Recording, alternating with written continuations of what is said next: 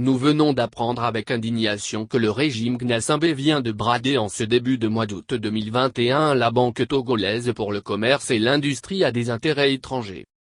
Depuis l'avènement du régime militaro-fasciste, en 1967, plus de 40 sociétés d'État, propriété du peuple togolais, ont été liquidées par incompétence suite à une faillite ou vendues aux intérêts capitalistes étrangers.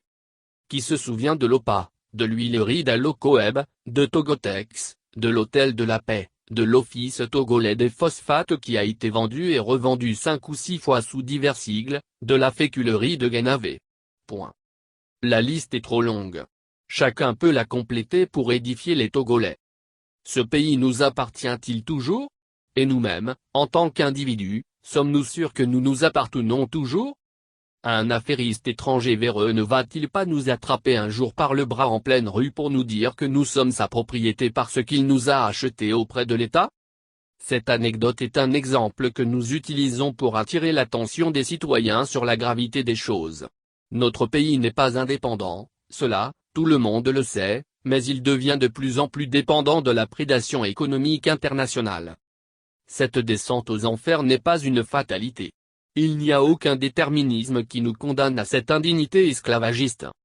La vie chère, l'absence de tissu industriel, l'absence de politique agricole et de politique de transformation des matières premières, nous enfoncent dans la misère et une dépendance accrue.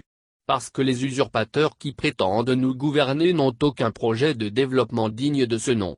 Ce sont des bricoleurs sans aucune vision pour ce pays. Pour le brave peuple, c'est la galère au quotidien, alors que la minorité politico-administrative qui l'opprime et l'exploite s'enrichit de plus en plus outrageusement.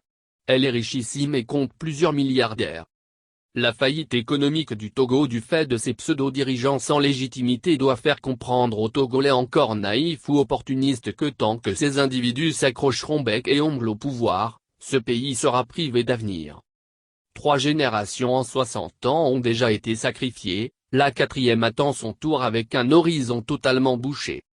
Pendant que la kleptocratie pille le pays, les soi-disant organisations politiques qui se prétendent de l'opposition démocratique se battent comme des ennemis irréconciliables avec haine et cynisme, la bave aux lèvres, comme des chiens de combat, accomplissant à la place de la dictature la tâche de supprimer toute opposition politique. Ces individus qui se réclament du peuple tout en se comportant comme ses ennemis lui ont fait suffisamment de mal. Ça suffit. Pendant que le patrimoine national est bradé, où sont-ils? Que font-ils entre 2 ou 3 insultes, calomnies ou menaces sorcières entre eux? C'est la grande braderie et ils s'en foutent. C'est parce que l'opposition démocratique s'est elle-même délibérément affaiblie que le régime Gnassingbé agite en toute impunité. Seule la force des masses par une formidable mobilisation peut les chasser du pouvoir. On peut échouer à plusieurs reprises mais on ne peut jamais abandonner la lutte tant que la victoire n'est pas acquise.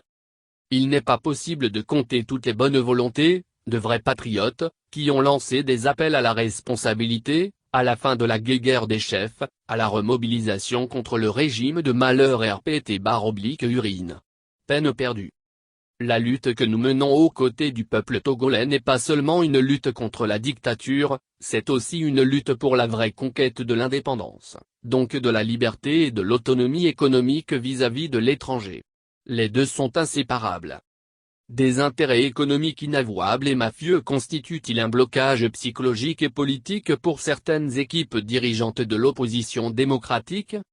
Tant que les forces démocratiques ne constitueront pas un contre-pouvoir par leur mobilisation à nos oppresseurs, l'impunité continuera de leur élargir le boulevard du pillage, de l'iniquité, des crimes économiques et de la répression avec la caution de la France colonialiste qui tire les ficelles de la servitude.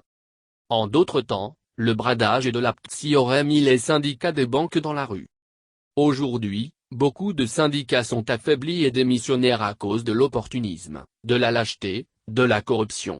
On bastonne sauvagement et emprisonne des enseignants du secondaire dans l'exercice légitime de leurs droits syndicaux et malgré cette injustice et ces brimades dégradantes les enseignants continuent à se rendre aux cours normalement pendant que les leurs pleurent en prison pour avoir revendiqué des droits pour toute la profession. Honte, trahison et lâcheté. Ces comportements indignes et complices font de la normalité la norme. Allons-nous continuer à être les complices amorphes de nos bourreaux? Et notre responsabilité de citoyen vis-à-vis de nous-mêmes et de la génération montante?